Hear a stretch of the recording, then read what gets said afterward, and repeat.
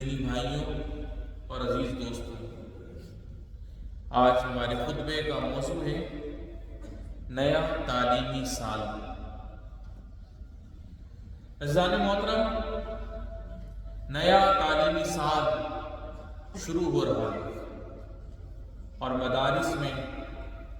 تعلیمی سرگرمیاں شروع ہونے والی ہیں۔ آئیے دعا کریں کہ باری تعالیٰ اس تعلیمی سال کو علم و حکمت اور توفیق و کامیابی کا سال بنائے۔ عنقریب تعلیمی ادارے طلبہ عزیز کے لیے اپنے دروازے کھولنے والے ہیں تاکہ وہ علم و معرفت کے چشمے سے سیراب ہوں، اپنی علمی پیاس بجھائیں اور باری تعالیٰ سے برابر یہ دعا کرتے رہیں وَقُلْ رَبِّ زِدْنِي عِلْمًا، یعنی اور آپ یہ دعا کرتے رہیے کہ اے میرے رب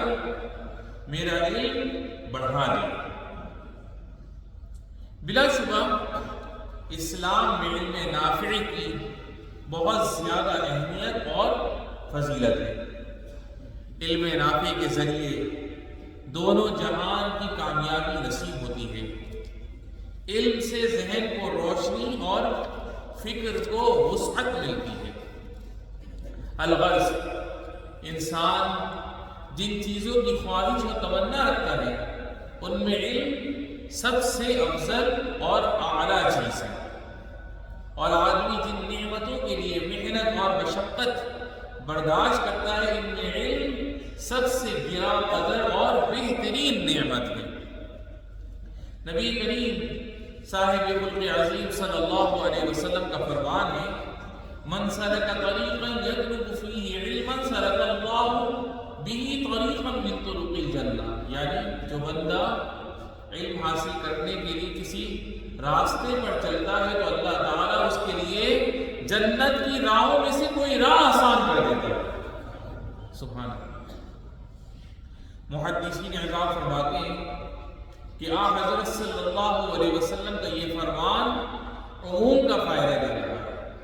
اور اس بات پر دلالت کر رہا ہے کہ اللہ کی خوشنودی اور خدمت خلق کے لیے جو بھی علم حاصل کیا جائے یا جس شعبے اور جس فن میں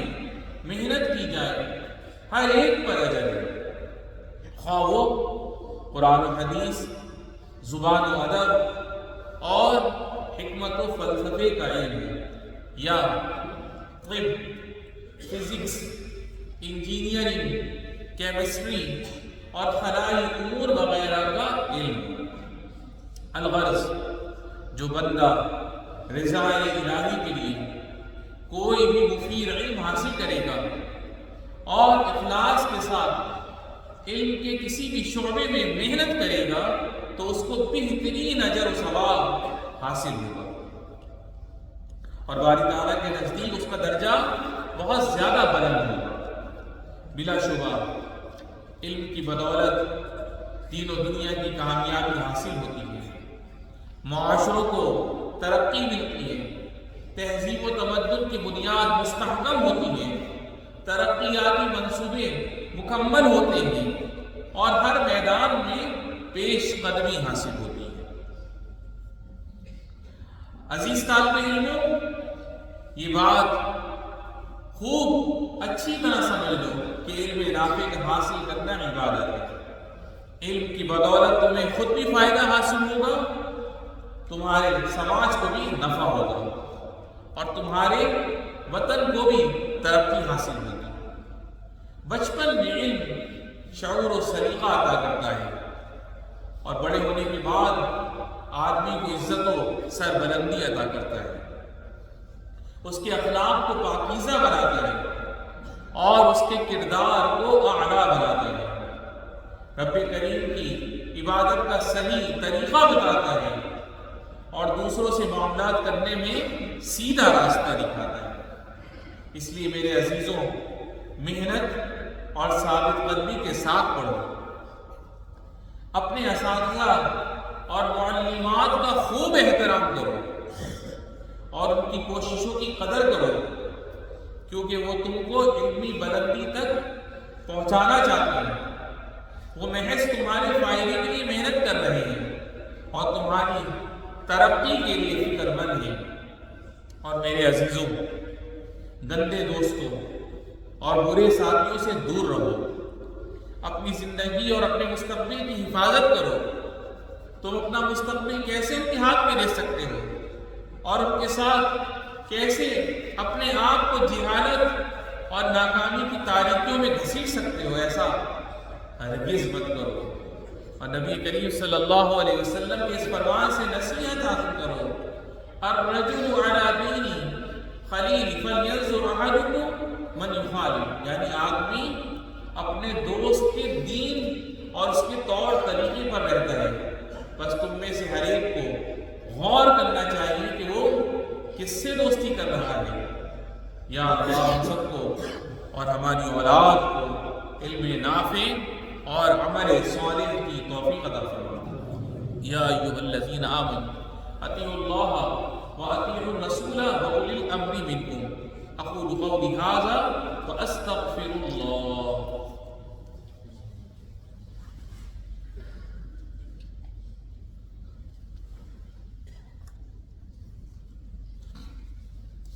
الحمد للہ وحدہ والصلاة والسلام علی من لا نبی بعدہ۔ اساتذہ کرام و معلمات و محترمات، آپ حضرات پر نئی نسل کی تعلیم و تربیت کی ذمہ داری، طلباء کی عقل و سمجھ کو پختہ بنانے اور ان کی شخصیت کو نکھارنے کی ذمہ داری ہے۔ رب ذوالجلال والاکرام کی بارگاہ میں آپ سے اس کے بارے میں پوچھ گچھ ہوگی، جیسا کہ نبی رحمۃ للعالمین صلی اللہ علیہ وسلم کا ارشاد ہے، کلکم راع وکلکم مسئول عن رعیتہ، یعنی تم میں سے ہر شخص نگراں اور ذمہ دار ہے اور ہر شخص سے اس کی رعیت کی بابت پوچھ گچھ ہوگی۔ اس لیے آپ حضرات ہمارے مدارس کو خیر و نیکی کا مینارہ بنائیں اور اخلاق و کردار کا گہوارہ بنائیں، جو الفت و محبت اور تعاون و ہمدردی سے معمور ہو اور بد اخلاقی، بیجا سختی اور دھونس دھمکی سے پاک ہو، اور اپنے طلباء کو غیر حاضری، تاخیر، اسی طرح ہر قسم کی خیانت سے ڈرائیں، اور اس سلسلے میں ان کے لیے بہترین نمونہ اور مثال بنے، تاکہ ہمارا یہ تعلیمی سال مفید اور نتیجہ خیز ہو اور بالکل پرسکون اور مامون ثابت ہو۔ بچوں کے سرپرست اور ان کے ماں باپ، تعلیم و تربیت کا حلقہ آپ کے تعاون کے بغیر کبھی مکمل نہیں ہو سکتا، لہٰذا اسے کامیاب بنانے کی پوری کوشش کریں۔ بچوں کی تعلیم و صلاحیت کا جائزہ لیتے رہیں، ان کے لیے ہر وہ چیز مہیا کرنے کی کوشش کریں جو تعلیم میں معاون ہو، پھر ان کی ہمت بڑھانے سے کبھی غافل نہ ہوں، ان کے ساتھ اپنا دل بڑا رکھیں، صبر کریں اور ثابت قدمی کا مظاہرہ کریں، تاکہ تعلیمی میدان میں انہیں امتیازی مقام حاصل ہو اور آپ کو ان کی کامیابی پر خوشی حاصل ہو اور ملک و ملت کو ترقی حاصل ہو۔ آخر میں دعا کہ الہ العالمین ہمارے بیٹوں اور بیٹیوں کی حفاظت فرما، اس نئے تعلیمی سال میں ان کو خوب محنت سے پڑھنے کی توفیق عطا فرما، ان کو اخلاص و للہیت، علمی ترقی اور دونوں جہاں کی کامیابی عطا فرما۔ اللہ رب العزت سے یہ بھی التجا ہے کہ وہ ہمیں، ہمارے والدین، بہن بھائی، بیوی بچوں کو صحت و سلامتی اور عافیت والی زندگی نصیب فرما، اور جن کے والدین اور جن کے بہن بھائی جو بھی تیری بارگاہ میں چلیں گے رب العالمین، ان سب کی بے حساب بخشش و مغفرت فرما۔